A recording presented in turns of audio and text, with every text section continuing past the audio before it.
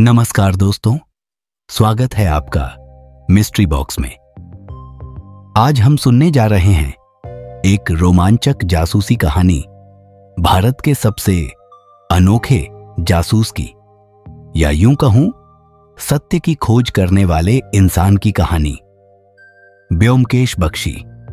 ज्यादातर लोग खुद को जासूस कहते हैं, लेकिन ब्योमकेश खुद को सत्यान्वेषी कहता है, क्योंकि उसके लिए राज सुलझाना लक्ष्य नहीं, बल्कि सच तक पहुंचना उसकी असली मंजिल थी।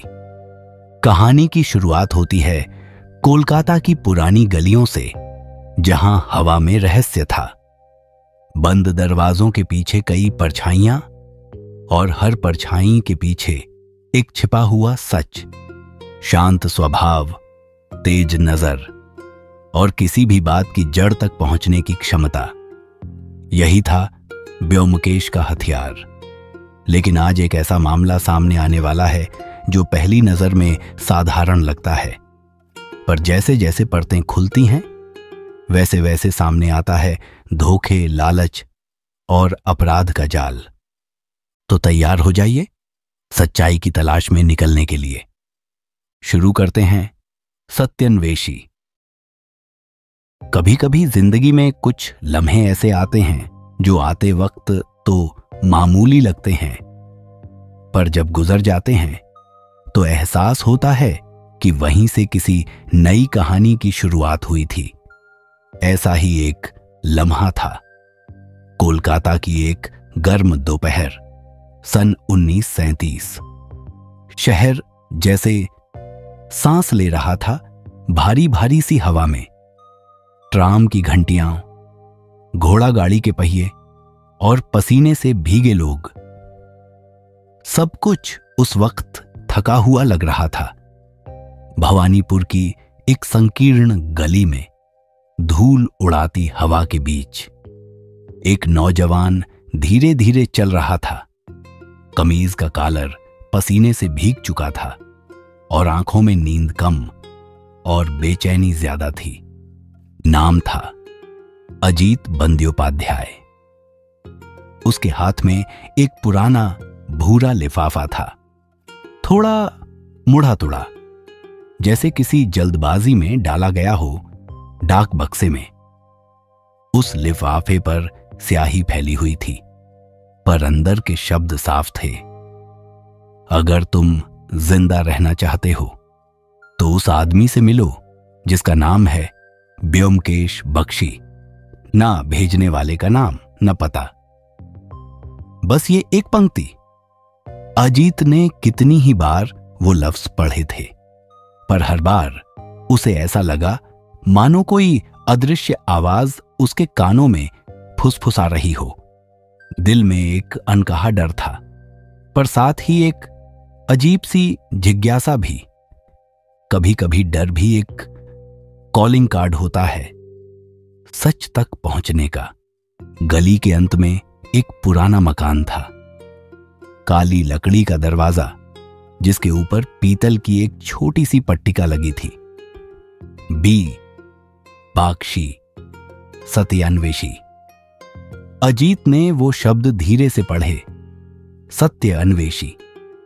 उसे समझ नहीं आ रहा था कि ये किस तरह का इंसान हो सकता है जो खुद को सत्य का खोजी कहता है। दरवाजा खटखटाने से पहले वो थोड़ा ठिठका। कंधे पर पसीने की बूंदें थीं, गले में सूखापन। दूर कहीं से एक रेडियो की धुन आ रही थी। जब दिल ही टूट गया, उसने धीरे से खटखटाया 2 बार। भीतर से एक शांत आवाज आई, दरवाजा खुला है, आ जाओ। कमरा छोटा था, पर जीवंत सा लग रहा था।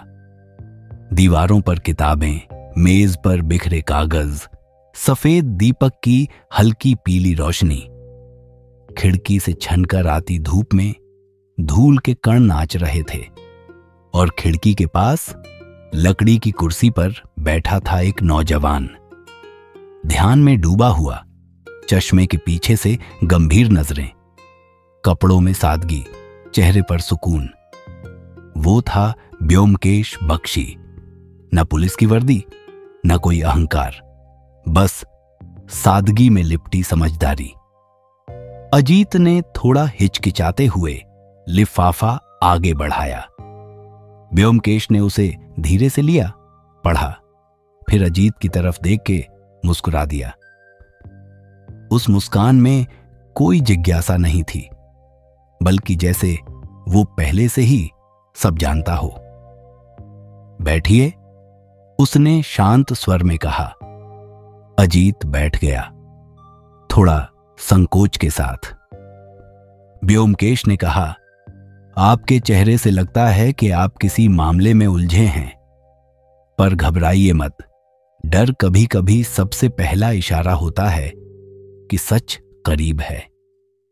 अजीत चुप था। वो सिर्फ घड़ी की टकटक सुन रहा था। बाहर कबूतर फड़फड़ाकर उड़े तो उसने एक क्षण के लिए सोचा, क्या सच में मेरी जिंदगी खतरे में है? और फिर पहली बार उसे महसूस हुआ कि वो सही जगह पर आया है। वो दिन, वो कमरा और वो पहली मुलाकात, यही थे वो लम्हे जहां से शुरू हुई थी एक नई कहानी। एक ऐसी दोस्ती की जो आने वाले सालों तक भारत के हर कोने में याद की जाएगी। ब्योमकेश और अजीत की। और यही था वो पल जब ब्योमकेश बख्शी ने पहली बार सत्य की राह पर कदम रखा। कहते हैं, हर रहस्य की अपनी आवाज होती है, कभी बेहद धीमी, जैसे शाम की हवा में खनकती किसी पुरानी खिड़की की कुंडी, कभी बिल्कुल साफ, जैसे किसी कागरजा पर खिंची एक टेढ़ी लकीर। उस शाम भवानीपुर की बस्ती में, जब सड़क पर पानी सूखता हुआ धूप को छोटे छोटे शीशों में तोड़ रहा था, ब्योमकेश के कमरे में एक अलग तरह की खामोशी थी। सोचने वाली, सुनने वाली और जांचने वाली खामोशी। मेज पर वही चिट्ठी खुली पड़ी थी जिसे अजीत अपने साथ लाया था। कमरे में चाय की भाप, स्याही की हल्की गंध और पुराने कागज की पपड़ी मिली जुली खुशबू दे रहे थे। खिड़की के पास रखे मिनी प्लांट की पत्तियां भी जैसे बात सुनने को झुक आई थीं। ब्योमकेश ने लेंस उठाया, कागज को रोशनी की तरफ किया और बोला, देखो, स्याही नीली है पर टोन फीका। इसका मतलब लिखे हुए कम से कम 2 दिन हो चुके हैं। किनारों पर हल्की सी धुंध, ये नमी की नहीं, धुएं की है। किसी ने लिफाफा मोमबत्ती की लौ के पास थोड़ी देर रोका होगा, शायद सील नरम करने के लिए या पोस्टमार्क मिटाने के लिए। अजीत आगे झुककर देखने लगा। तो क्या पोस्टमार्क मिटाया गया है? आधा।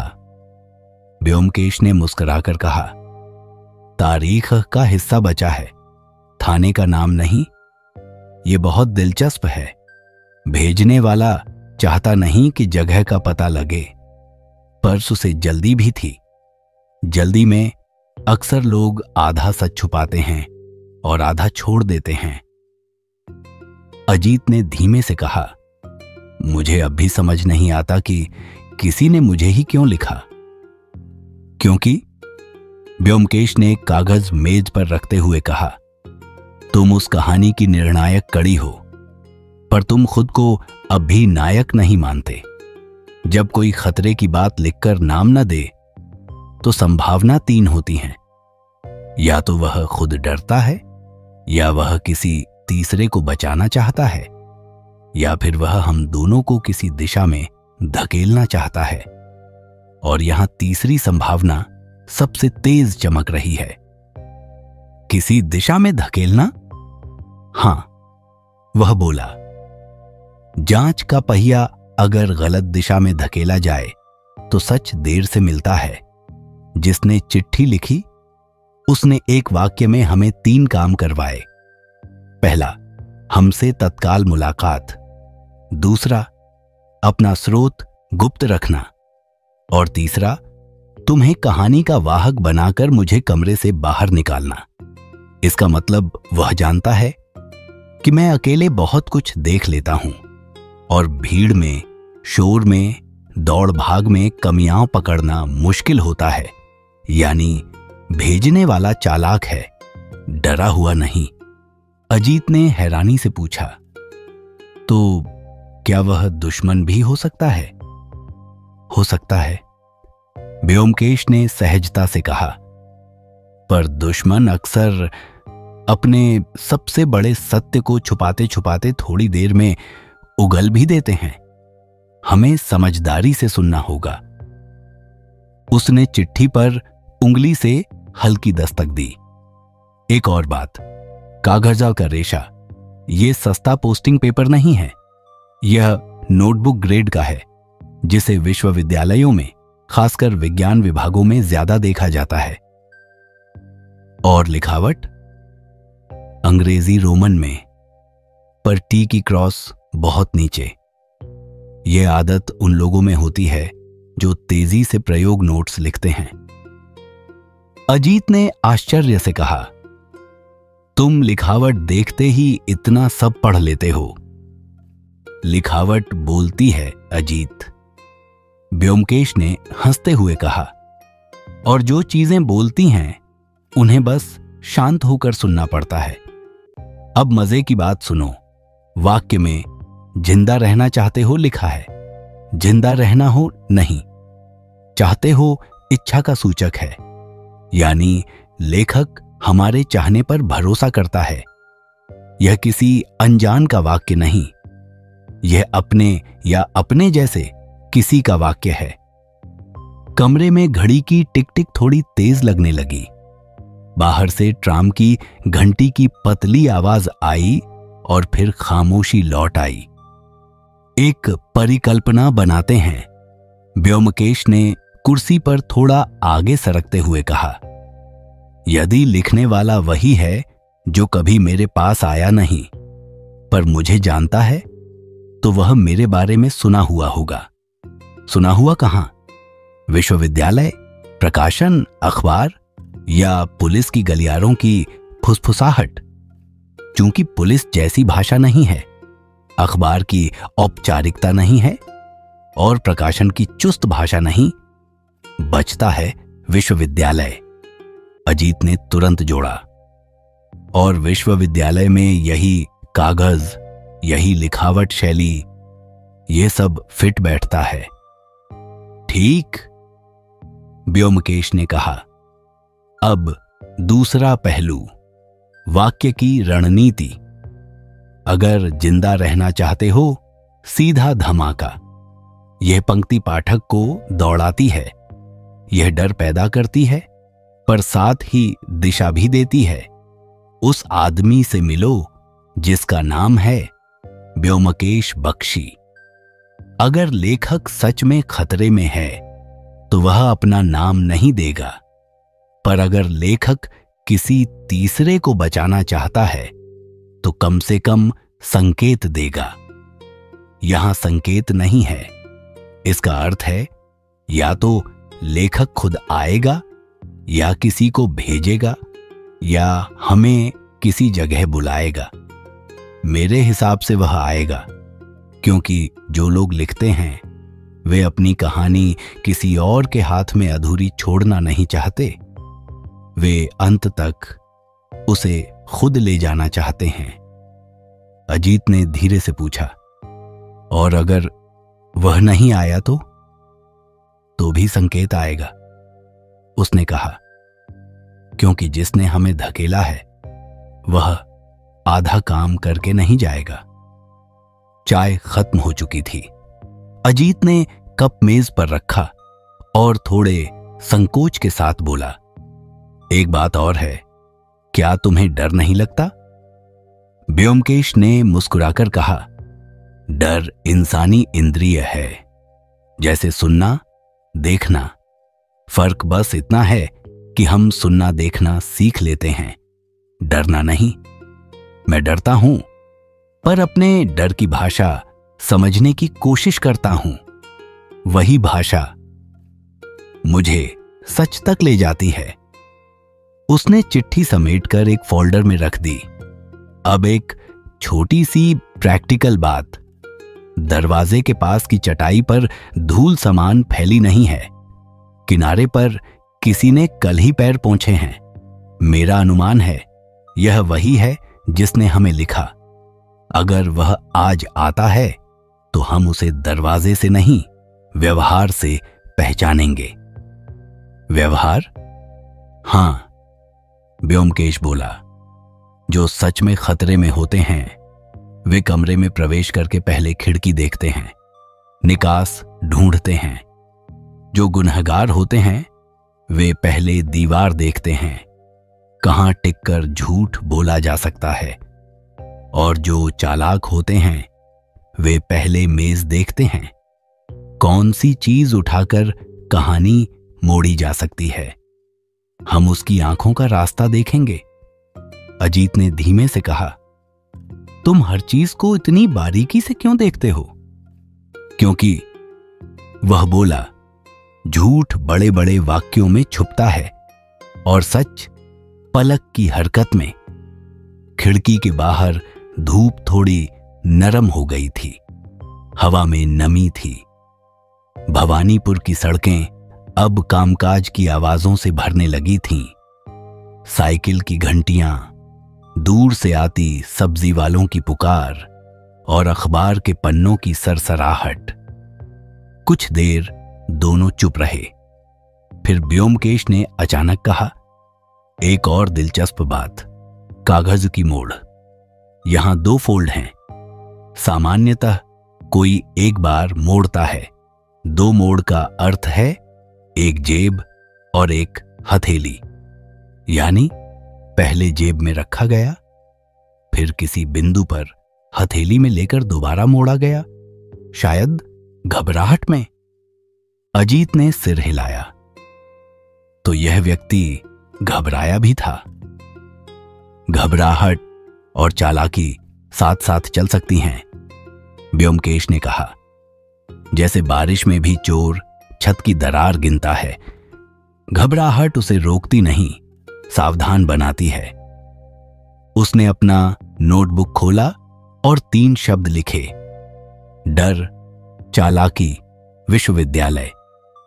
फिर तीनों को एक तीर से जोड़कर लिखा, रसायन। अजीत ने पूछा, रसायन क्यों?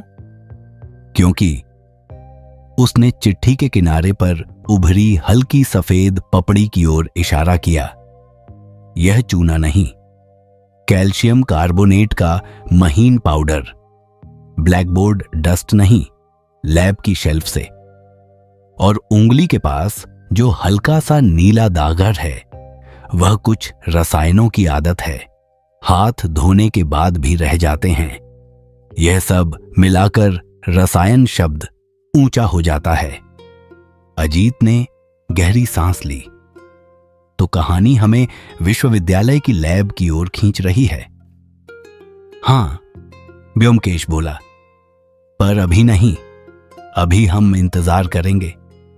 आज अगर रात को कोई आए तो हम उसकी भाषा, उसकी चाल, उसकी सनक के बारे में बहुत कुछ सीखेंगे। फिर सुबह हम सही सवाल पूछेंगे। घड़ी ने 8 बजाए। बाहर आसमान में बादल खिसकने लगे थे। हवा थोड़ी ठंडी हो गई। कमरे के भीतर दीपक की लौ स्थिर थी, जैसे किसी पहेली का साक्षी। अचानक बाहर सीढ़ियों पर किसी के कदमों की आवाज आई, धीमी, नपी तुली, बिना हड़बड़ी। दोनों की नजर दरवाजे पर टिक गई। एक ठहराव, फिर हल्की सी दस्तक। व्योमकेश ने अजीत की ओर देखा। न मुस्कान, न आशंका, बस एक शांत इशारा, दरवाजा तुम खोलो। दूसरी दस्तक, इस बार थोड़ी स्पष्ट। अजीत ने हथा पकड़ा, सांस संभाली और दरवाजा खोल दिया। सामने एक आदमी खड़ा था, लगभग 35 वर्ष का, दुबला, चेहरा पीला, आंखों में थकान, पर उनमें एक निर्णय की सी रोशनी। कंधे पर पुरानी थैली, कपड़ों पर यात्रा की धूल।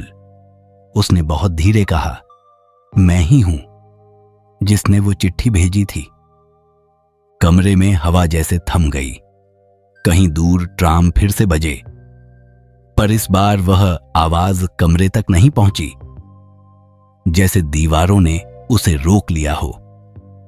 आइए, व्योमकेश ने कहा और अपने सामने वाली कुर्सी की ओर इशारा किया। नाम? अनुकूल चंद्र बासु। उसने कहा। रसायन शास्त्र का शिक्षक हूं, उसने कहा। व्योमकेश बोला, बैठिए, शुरू से बताइए, खतरा कब से है? किसकी आहट सबसे पास सुनाई देती है? दरवाजा बंद हुआ। कमरा जांच की खामोशी से भर गया। बारिश अब थोड़ी तेज हो गई थी। खिड़की के शीशे पर गिरती बूंदों की आवाज कमरे की खामोशी को तोड़ रही थी, लेकिन उस खामोशी को खत्म नहीं कर पा रही थी। वो सिर्फ और गहरी बन रही थी। व्योमकेश ने अपने चश्मे के पीछे से सामने बैठे उस आदमी को देखा। अनुकूल चंद्र बासु, उम्र लगभग 35 के आसपास, गोरा चेहरा पर अब पीला पड़ा हुआ, बालों में हल्की सफेदी की झलक और आंखों के नीचे गहरे काले घेरे। ऐसा लग रहा था जैसे किसी ने रात रात भर की नींद उससे छीन ली हो, पर उसकी आंखों में डर से ज्यादा थकान थी। एक ऐसी थकान जो तब आती है जब इंसान हर रास्ता आजमा चुका हो। उसने धीरे धीरे बोलना शुरू किया। आवाज कांप नहीं रही थी, बल्कि जैसे हर शब्द सोच समझ कर निकाला गया हो। मैं जानता हूं साहब, मेरे पास वक्त बहुत कम है, पर मरने से पहले सच कहना चाहता हूं। कमरे में बैठे अजीत ने अपनी कुर्सी पर हल्का सा हिलना महसूस किया। उसके हाथ में रखा चाय का कप ठंडा हो चुका था और मन में एक अजीब सी घबराहट थी, जैसे किसी ने दरवाजे के पीछे से धीरे से उसका नाम लिया हो। व्योमकेश ने मेज पर रखे पेन को सीधा किया और कहा, आराम से बोलिए, क्या हुआ है? अनुकूल ने एक लंबी सांस ली। मैं विश्वविद्यालय में रसायन शास्त्र पढ़ाता हूं।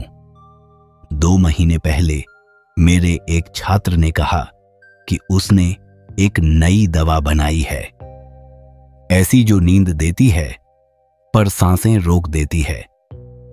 पहले मैं हंस दिया, पर फिर जब वो नमूना लाया, उसकी आंखों में कुछ ऐसा था कि मेरी हंसी खुद ही रुक गई।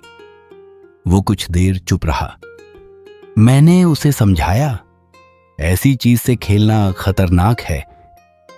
वो बोला, सर, विज्ञान में डरना मना है। उसके बाद वो गायब हो गया। अजीत ध्यान से सुन रहा था। कमरे की हवा थोड़ी भारी लगने लगी थी, जैसे हर सांस के साथ कोई अनजाना डर अंदर जा रहा हो। अनुकूल ने आगे कहा, 2 हफ्ते पहले मुझे महसूस हुआ कि कोई मेरा पीछा कर रहा है। रात को मेरे घर के बाहर किसी के कदमों की आवाज आती थी और सुबह बगीचे की मिट्टी पर किसी के जूते के निशान होते। पहले लगा धोखा है, पर फिर एक दिन मेरे घर की अलमारी खुली मिली। व्योमकेश ने चश्मा उतारकर मेज पर रखा। उसकी आंखों में वो चमक आ गई थी जो सिर्फ तभी आती थी जब कोई रहस्य उसकी नसों में दौड़ने लगता था। अलमारी से कुछ गया? नहीं, या शायद हां, मुझे लगता है मेरी कुछ फाइलें गायब हैं, मेरे रिसर्च नोट्स।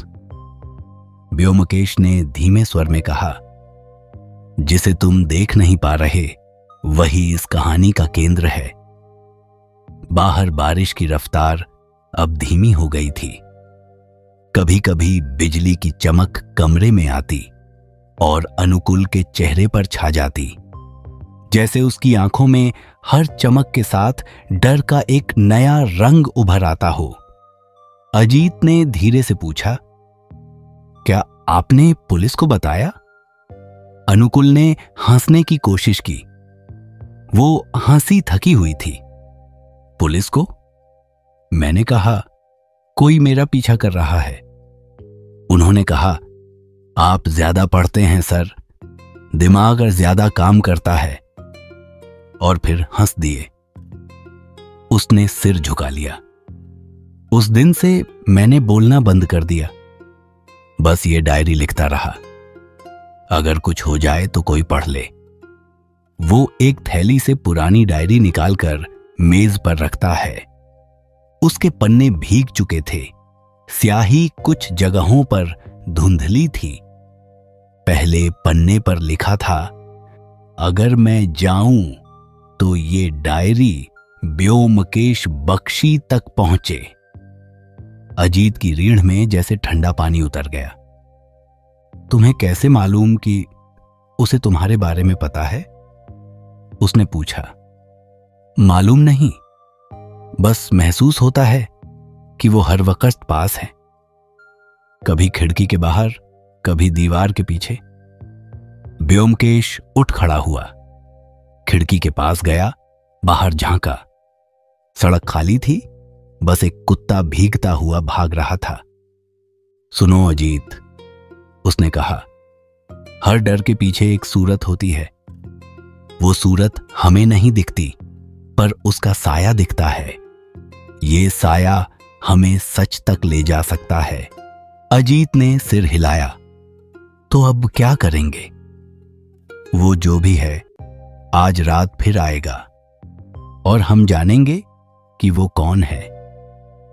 रात गहराने लगी। घड़ी ने 10 बजाए। कमरे में सिर्फ दीपक की हल्की रोशनी थी और बाहर से आती हवा में गीली मिट्टी की महक। तभी दरवाजे पर दस्तक हुई, बहुत हल्की लेकिन साफ। अजीत चौंका। कोई आया है? ब्योमकेश ने कहा, शांत रहो। उसने धीरे से दरवाजा खोला। सामने वही आदमी खड़ा था, अनुकुल चंद्र बासु। कंधे झुके हुए, कपड़े और ज्यादा भीगे, और आंखों में वैसा ही भाव, थका हुआ पर निडर। मैं ही वो हूं जिसने चिट्ठी भेजी थी, उसने धीरे से कहा। आपसे मिलने के अलावा मेरे पास अब कोई रास्ता नहीं। कमरे में एक लंबी खामोशी फैल गई। घड़ी की सुइयों की टिक टिक जैसे अब और तेज सुनाई देने लगी। अजीत ने कुर्सी आगे की। ब्योमकेश ने उसे बैठने का इशारा किया। नाम? अनुकुल चंद्र बासु। उसने अपनी थैली खोली और एक छोटी कांच की शीशी निकाली। अंदर कुछ सफेद पाउडर जैसा था। ये वही दवा है, उसने कहा, मेरे छात्र ने बनाई थी। अब वो दवा मेरे खिलाफ इस्तेमाल हो रही है। ब्योमकेश ने शीशी उठाई, सूंघी। हाइड्रोसाइनिक कंपाउंड, बहुत खतरनाक है।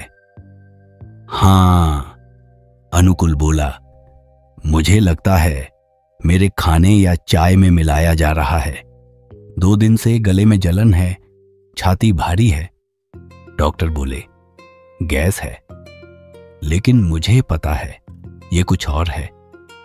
वो कुछ पल रुका, फिर बोला, मैं कल सुबह भी अगर जिंदा रहा तो आपको सबूत दूंगा।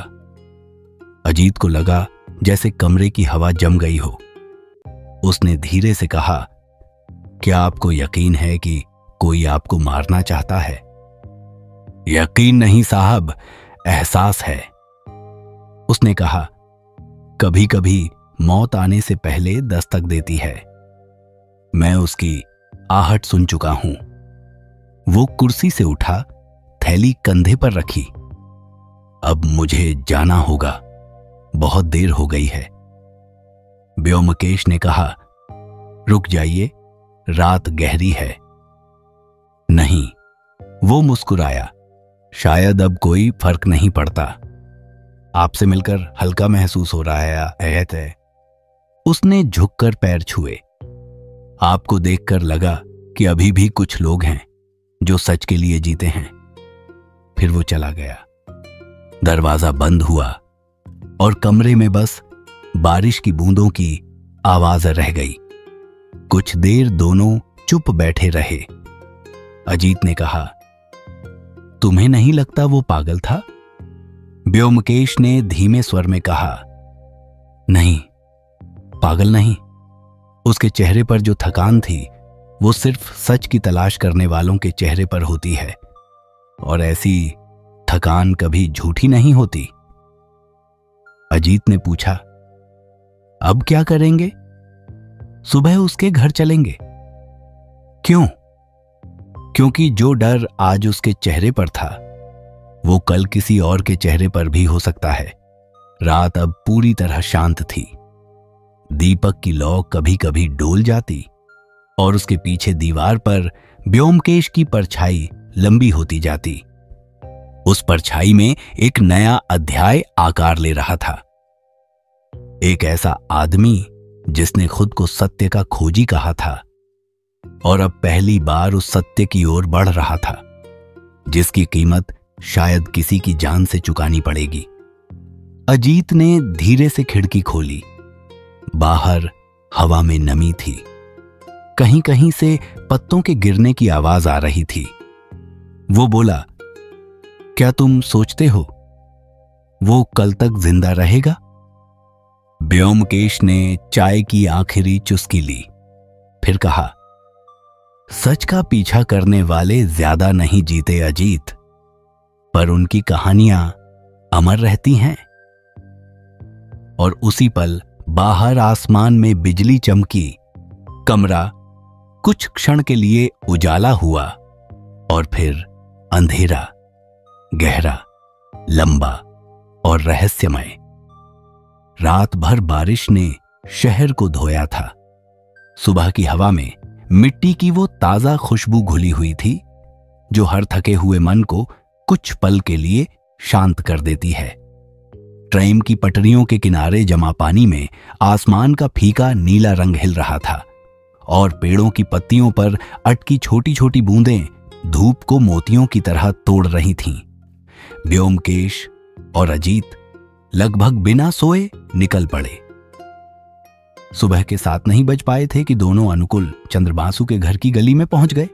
वही पुरानी बस्ती, वही सीलन भरी दीवारें, वही लकड़ी के दरवाजे जिनकी पेंटिंग वर्षों से टली हुई लगती थी।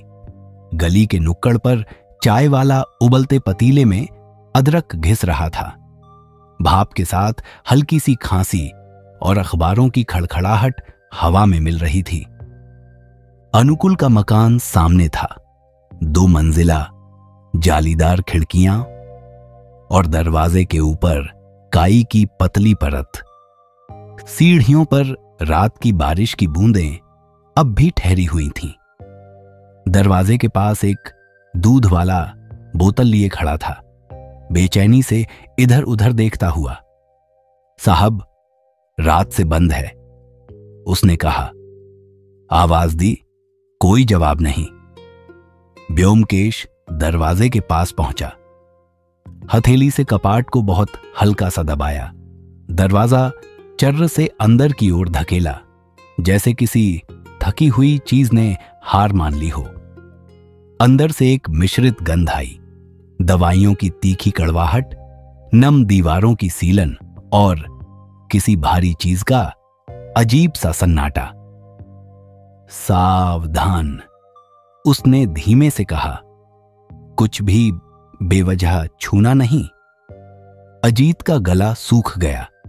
उसने एक पल के लिए बाहर की ओर देखा। गली में एक बिल्ली दीवार फांद कर गायब हुई। दूर कहीं किसी बच्चे की हंसी सुनाई दी जो इस वक्त अजीब लग रही थी। जिंदगी अपनी रफ्तार से चल रही थी और यहां किसी के साथ शायद जिंदगी ने रफ्तार रोक दी थी। वे अंदर दाखिल हुए। कमरा छोटा था मगर हर चीज अपनी भाषा में बोलती हुई लग रही थी। मेज पर फैले कागज, एक लोहे की अलमारी का आधा खुला पल्ला, खिड़की की चौखट पर रखी कांच की शीशियां और फर्श के कोने में एक गिरी हुई कुर्सी। खिड़की से आती धूप धूल के कणों में टूटकर हवा में तैर रही थी, जैसे हर कण पूछ रहा हो, कल रात क्या हुआ था। फर्श के पास दरी पर अनुकूल चंद्र बांसु पड़े थे, चेहरे पर नीला सा रंग, आंखें आधी खुली, होंठों पर सूखी सफेद परत और उस परत के बीच एक अदृश्य सी कहानी।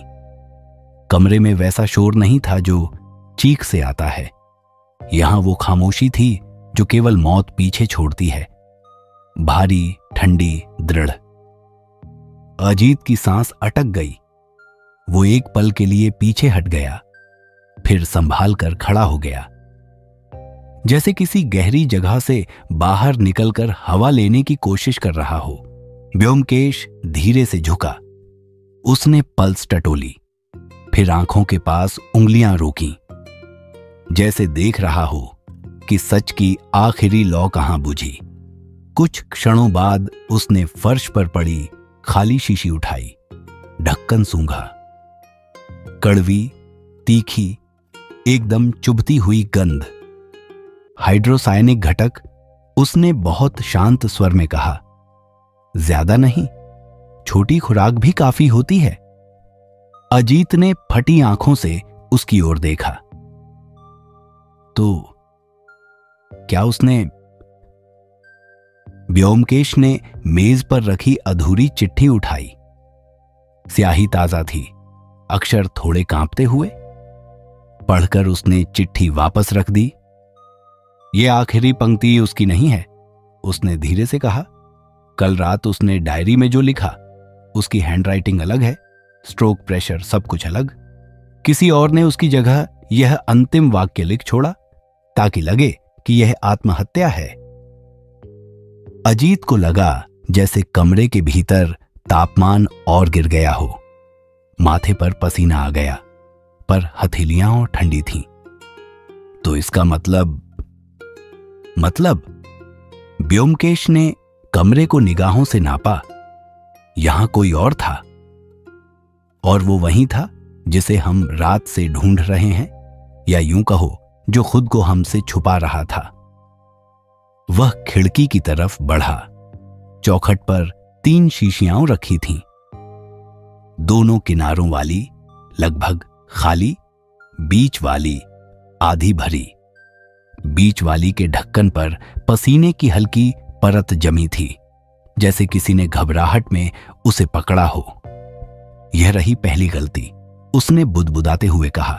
रसायन का विद्यार्थी कभी भी शीशी को यूं नंगे हाथ नहीं पकड़ता, अनुकूल तो कदापि नहीं।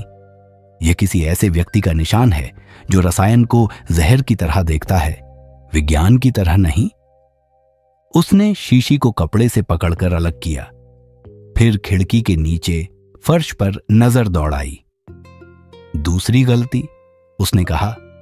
यहां फर्श पर पानी का एक पतला सा गोल निशान, कप या गिलास रखा गया था और कुछ देर बाद उठाया गया, पर मेज पर कोई कप नहीं, यानी कप किसी और कमरे में ले जाया गया, जल्दी में, शायद डरते हुए। अलमारी का खुला पल्ला धीरे धीरे हिल रहा था। व्योमकेश ने पल्ले के किनारे के पास उंगली से धूल की एक सीधी लकीर पोंछी। तीसरी गलती, यह लकीर बताती है कि रात में किसी ने अलमारी को हाथ लगाया। वजह, या तो कुछ रखने या कुछ निकालने, पर अंदर फाइलें व्यवस्थित हैं, सिवाय उस जगह के जहां रसायन संबंधी नोट्स थे, वहीं हल्की सी खींचतान है। अजीत ने धीमे से कहा। तो वो नोट्स? चाहे तो तुम इसे मकसद कह सकते हो, व्योमकेश ने बिना आवाज ऊंची के कहा, पर मुझे लगता है यह मकसद और ढाल दोनों हैं। जिसे यह फॉर्मूला चाहिए, उसने ही यह तमाशा रचा, और साथ में एक आत्महत्या का मुखौटा पहनाया। बाहर गली में लोग जमा होने लगे थे। किसी ने पुलिस को खबर दी। एक सिपाही आया, किताब में कुछ नोट्स लिखकर औपचारिक प्रश्न करके जल्दी जल्दी विदा हो गया। उसके जाने के बाद कमरे में फिर वही भारी सन्नाटा वापस आ गया, मानो दीवारें अब कोई और राज शेयर करने को तैयार हों। व्योमकेश ने अनुकूल के पास बिछी दरी को ध्यान से देखा। दरी के किनारे पर एक पतली, लगभग न दिखने वाली काली रेखा। ये राख नहीं, ग्रेफाइट है, उसने कहा। पेंसिल की नोक घिसने से जो पाउडर बनता है, रात देर में किसी ने यहीं खड़े खड़े कुछ लिखा या पेंसिल घुमाई। हो सकता है वही आखिरी पंक्ति लिखने से पहले पेंसिल संवारी गई हो। अजीत ने धीरे से पूछा, और अनुकूल, क्या उसे पता था कि वो मारा जाएगा? कल रात उसने हमसे कहा था, अगर मैं सुबह तक जिंदा रहा तो सबूत दूंगा। यह वाक्य उस आखिरी पंक्ति से मेल नहीं खाता। जो सच से भाग रहा हो वो सुबह सबूत की बात नहीं करता। यानी यह नोट, यह सेटिंग सब किसी और का लिखा हुआ है। वे दूसरे कमरे में गए। छोटा सा किचन, चूल्हे के पास एक कप उल्टा रखा था। उसके किनारे पर चाय की भूरी परत सूख कर चिपक गई थी। पास ही एक छोटी कटोरी जिसमें हल्की सी सफेद पपड़ी। व्योमकेश ने कटोरी के किनारे नाखून से रगड़ा। कड़वाहट की गंध। आखिरी खुराक यहां मिली, उसने बहुत हल्के स्वर में कहा, और देने वाला यहीं था। किचन की खिड़की जालीदार थी। जाली के एक कोने पर एक ताजा खरोंच, मानो किसी ने उंगली फंसाकर खुद को ऊपर उठाया हो। खिड़की के बाहर एक संकरी गली जिसमें एक ईंट निकली हुई थी, चढ़ने उतरने के लिए सही ऊंचाई। यहां से आया होगा, व्योमकेश ने कहा, और पीछे से निकल भी गया। दरवाजा खटकाने की जरूरत नहीं, अंदर के रास्ते वो पहले से जानता था। वे वापस हॉल में लौटे। बाहर की भीड़ बढ़ रही थी। फुसफुसाहटें, पूछताछ, अंदाजे। पर कमरे के भीतर अब भी वही सधे हुए कदम, जैसे हर चीज की अपनी पोजीशन, अपना अर्थ हो। मेज के कोने में एक किताब खुली पड़ी थी, एप्लीड टॉक्सिकोलॉजी की पुरानी प्रति। बीच में अनुकूल का एक बुकमार्क।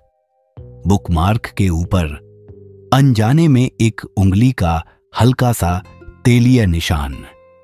घबराए हुए लोग उंगलियां ज्यादा पसीजते हैं, व्योमकेश ने कहा, और घबराहट हर बार चुप नहीं रहती। वह कहीं ना कहीं अपनी छाप छोड़ती है। वह कुछ पल चुप रहा, फिर बहुत धीरे से बोला, अजीत, मुझे विश्वविद्यालय जाना होगा। जो सिलसिला अनुकूल ने बताया, एक छात्र, उसका फॉर्मूला, उसकी गायबी, उसकी डोर वहीं बंधी है। हमें उस डोर को पकड़ना है। और यहां, अजीत ने पूछा, यहां एक आखिरी बात, व्योमकेश ने कहा। खिड़की की चौखट के कोने पर यह छोटा सा काला धब्बा। यह मोम है, सामान्य मोम नहीं, लैब में इस्तेमाल होने वाली मोम की तरह। जिसने यह किया वह या तो लैब से आता जाता है या रसायन की दुनिया से है। वह आउटसाइडर नहीं, यहीं का है। उन्होंने कमरे की ओर एक लंबी नजर डाली, जैसे किसी दोस्त को आखिरी बार देखकर विदा लेते हैं। अनुकूल चला गया। उसने बहुत शांत आवाज में कहा, पर उसने अपनी कहानी के पन्ने खुला छोड़ दिए हैं। उन्हें समेटना हमारा काम है। बाहर निकले तो धूप थोड़ी तेज हो चुकी थी।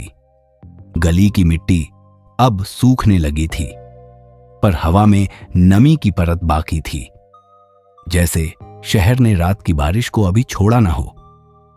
अजीत चलते चलते बोला, कल रात जो उसने कहा था, अगर मैं सुबह तक जिंदा रहा, वह मेरे कानों में अब भी गूंज रहा है, और रहना भी चाहिए, व्योमकेश ने कहा, क्योंकि यही वाक्य हमें सुबह के दरवाजे तक लाया है। अब इसी वाक्य से हम अगला दरवाजा खोलेंगे, विश्वविद्यालय का। गली के मोड़ पर पहुंचे तो ट्राम गुजर रही थी। घंटी की टनटन, पहियों का रगड़, यात्रियों की हल्की आवाजें। दैनिक जीवन अपनी जगह जस का तस था, पर दो लोगों के लिए वही सुबह अब एक नए मुकद्दर की शुरुआत बन चुकी थी। सत्य के पहले धागे को पकड़ लेने की शुरुआत। चलो, व्योमकेश ने कहा, कक्षा शुरू होने से पहले हमें प्रयोगशाला देखनी है। वहीं कहीं वो उंगलियों का आकार, वह मोम, वह पेंसिल का पाउडर, सब एक साथ बैठकर किसी नाम की तरफ इशारा करेंगे। अजीत ने सिर हिलाया। उसने एक आखिरी बार घर की ओर देखा। लकड़ी के दरवाजे, जालीदार खिड़की, सीलन भरी दीवारें और भीतर छूटी हुई एक कहानी। फिर वह तेजी से व्योमकेश के साथ चल पड़ा। उस सुबह की धूप में, जो अब धीरे धीरे गर्म होने लगी थी, और एक ऐसी सच्चाई की तरफ जो शायद किसी और चेहरे का मुखौटा उतरवाने वाली थी। सुबह अब पूरी तरह जाग चुकी थी। सूरज की रोशनी विश्वविद्यालय की पुरानी लाल इमारतों पर सुनहरी परत चढ़ा रही थी। छात्रों के झुंड, साइकिलों की खनखनाहट, प्रयोगशालाओं से आती रसायन की हल्की गंध, सब कुछ उतना ही सामान्य लग रहा था जितना हर दिन होता है। पर व्योमकेश की आंखों में आज एक अलग चमक थी। उसके लिए यह सिर्फ सुबह नहीं थी, यह सत्य की पहली सुबह थी। दोनों मुख्य द्वार से भीतर गए। अजीत ने चारों ओर नजर दौड़ाई। चौड़े बरामदे, लोहे के दरवाजे और दीवारों पर टंगे चार्ट्स, जिन पर रासायनिक सूत्र लिखे थे। यह वही जगह है जहां से अनुकूल की कहानी शुरू हुई थी, अजीत ने कहा। व्योमकेश ने धीरे से सिर हिलाया। हां, और अब यहीं इसका आखिरी अध्याय मिलेगा। वो सीधे प्रयोगशाला की ओर बढ़े। कमरे में 3 छात्र पहले से मौजूद थे। कोई कांच के बर्तनों को साफ कर रहा था, कोई नोट्स देख रहा था। जब उन्होंने व्योमकेश को देखा तो एक पल को रुक गए। उनकी नजरों में जिज्ञासा भी थी और हल्की असहजता भी। व्योमकेश ने सहज मुस्कान के साथ कहा, मैं शहर का ही निवासी हूं, विज्ञान में थोड़ा दिलचस्पी रखता हूं। प्रोफेसर अनुकूल के काम के बारे में बहुत सुना था। छात्रों में से एक, लंबा गोरा चश्मा लगाए, आगे बढ़ा। जी सर, मैं सुकुमार घोष हूं, उनका सहायक। हम सब उनके हादसे से बहुत दुखी हैं। उसकी आवाज में औपचारिकता थी, दुख नहीं। व्योमकेश ने उसकी आंखों में देखा। वहां कोई नमी नहीं थी, बस ठंडापन। आप उनके आखिरी छात्र रहे होंगे, उसने कहा। जी हां, मैं ही प्रयोगों में मदद करता था। व्योमकेश ने एक बीकर उठाया, हल्के से देखा। उसके किनारे पर जली हुई मोम की पतली परत चिपकी थी। मोम? उसने पूछा। जी सर, हम टाइट्रेशन के लिए सीलिंग वैक्स का प्रयोग करते थे, सुकुमार ने तुरंत जवाब दिया। तेज जवाब हमेशा एक संकेत होता है कि सवाल सही दिशा में गया है। अजीत धीरे से व्योमकेश के कान के पास झुका। क्या यही वो हो सकता है? व्योमकेश ने कुछ नहीं कहा, बस मुस्कुराया। वो मुस्कान जो किसी को नहीं, बल्कि सत्य को दी जाती है। उन्होंने आगे बढ़कर कहा, सुकुमार बाबू, कल रात अनुकूल साहब कहां थे पता है? नहीं सर, मैं शाम को निकल गया था। उन्होंने कहा था कि थोड़ा अस्वस्थ हैं। और सुबह पता चला कि वह रुका, गला साफ किया। उन्होंने अपनी जान ले ली। व्योमकेश ने धीरे से कहा, आपने उन्हें आखिरी बार कब देखा? शाम 7 बजे। उस वक्त वो ठीक थे? जी हां, बस थके हुए लग रहे थे। व्योमकेश ने उसी बीकर के पास पड़ी एक नोटबुक उठाई। पहले पन्ने पर लिखा था, हाइड्रोसायनिक एक्सपेरिमेंट सक्सेसफुल। नीचे तिथि 2 दिन पहले की, सही वही दिन जब अनुकूल ने पहली बार कहा था कि उसे कोई जहर के प्रयोग में लगा छात्र परेशान कर रहा है। कौन इस प्रयोग में शामिल था? व्योमकेश ने पूछा। हम 4 लोग सर। नाम? मैं, रमेश, हरिदास और नलिनी। व्योमकेश ने धीरे से कहा, इनमें से किसी ने कल रात प्रयोगशाला का दरवाजा खोला? सुकुमार झिझका, नहीं सर, हम सब छुट्टी पर थे। व्योमकेश ने देखा कि उसकी उंगलियों पर हल्की नीली परत थी, वही जो कुछ खास रसायनों के इस्तेमाल के बाद रह जाती है। उसने बहुत शांति से पूछा, वैक्स से ये दाग नहीं निकलते हैं ना? सुकुमार ने घबराकर हाथ पीछे कर लिए। जी शायद कल कुछ प्रयोग कर रहा था। व्योमकेश खिड़की के पास गया। बाहर बगीचा था, वही रास्ता जहां से कोई अंदर बहुत आसानी से चढ़ सकता था। जाली के पास वही खरोंच, वही पैटर्न, बिल्कुल वैसा जैसा अनुकूल के घर पर देखा था। अजीत, उसने धीमे स्वर में कहा, सत्य हमेशा 2 जगह छिपता है, एक अपराध स्थल पर और एक अपराधी के चेहरे पर। अब दोनों जगह एक ही निशान है। सुकुमार के माथे पर पसीना आ गया। आप मुझ पर शक कर रहे हैं? उसने कहा। शक नहीं, बस सोच रहा हूं कि एक जहर तैयार करने वाला इतना मासूम कैसे हो सकता है। व्योमकेश ने नोटबुक खोली। बीच के पन्ने पर किसी और लिखावट में नोट था, increase dose works faster in T. उसने नोटबुक उसकी ओर बढ़ाई। यह लिखावट तुम्हारी है सुकुमार?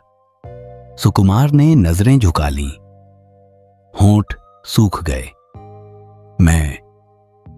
मैं बस प्रयोग कर रहा था सर। मुझे क्या पता था कि वो मर जाएगा। व्योमकेश की आवाज अब भी शांत थी, पर उसमें इस बार ठंडापन था। तुम जानते थे सुकुमार, अनुकूल ने तुम्हें रोकने की कोशिश की, तुम्हें समझाया कि विज्ञान और हत्या में फर्क होता है। तुमने उसे चुप कराने के लिए वही विज्ञान इस्तेमाल कर लिया। सुकुमार का चेहरा सफेद पड़ गया। वो मेरा अपमान कर रहा था, उसने लगभग फुसफुसाते हुए कहा। कहता था मैं लापरवाह हूं, नालायक हूं। उसने मेरा पेपर रद्द कर दिया था। मैंने सिर्फ उसे सबक सिखाना चाहा था, बस थोड़ी सी खुराक, ताकि डर जाए। अजीत ने सांस खींची, पर वो मर गया। हां, व्योमकेश ने कहा, क्योंकि अपराध में गणित नहीं चलता। थोड़ा सा जहर भी जब किसी दूसरे इंसान की नीयत से मिलता है तो उसका असर मापा नहीं जा सकता। सुकुमार अब रो रहा था, धीमे टूटे हुए शब्दों में।